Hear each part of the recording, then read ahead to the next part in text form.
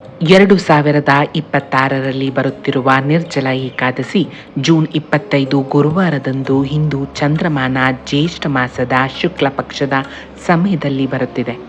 ಅತ್ಯಂತ ಕಠಿಣ ಮತ್ತು ಆಧ್ಯಾತ್ಮಿಕವಾಗಿ ಪ್ರತಿಫಲ ನೀಡುವ ಏಕಾದಶಿ ಎಂದು ಪರಿಗಣಿಸಲಾಗಿದೆ. ಈ ಏಕಾದಶಿಯನ್ನು ವಿಷ್ಣುವಿನ ದೈವಿಕ ರೂಪವಾದ ಭಗವಾನ್ ತ್ರಿವಿಕ್ರಮನಿಗೆ ಅರ್ಪಿಸಲಾಗಿದೆ.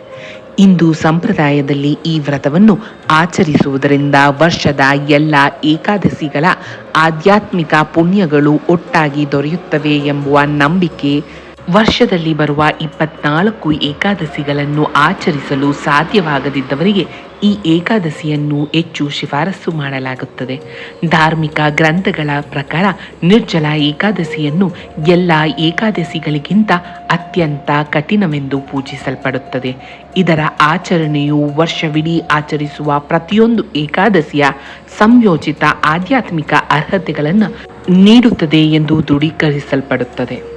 ಅಷ್ಟಕ್ಕೂ ಈ ನಿರ್ಜಲ ಏಕಾದಶಿ ಎಂದರೇನು ಅನ್ನೋದನ್ನು ತಿಳ್ಕೊಳ್ಳೋಣ. ನಿರ್ಜಲ ಎಂಬ ಪದದ ಅರ್ಥ ನೀರಿಲ್ಲದೆ. ಇದು ನಿರ್ಜಲ ಏಕಾದಶಿಯನ್ನು 24 ಗಂಟೆಗಳ ಕಾಲ ಆಹಾರ ಅಥವಾ ನೀರಿಲ್ಲದೆ ಆಚರಿಸಲಾಗುತ್ತದೆ ಎಂಬುದನ್ನು ಸೂಚಿಸುತ್ತದೆ. ನಿರ್ಜಲ ಏಕಾದಶಿಯನ್ನು ಭೀಮಸೇನ ಏಕಾದಶಿ, ಪಾಂಡವ ನಿರ್ಜಲ ಏಕಾದಶಿ ಮತ್ತು ಪಾಪನಾಶಿನಿ ಏಕಾದಶಿ ಎಂದು ಕೂಡ ಕರೆಯಲಾಗುತ್ತದೆ.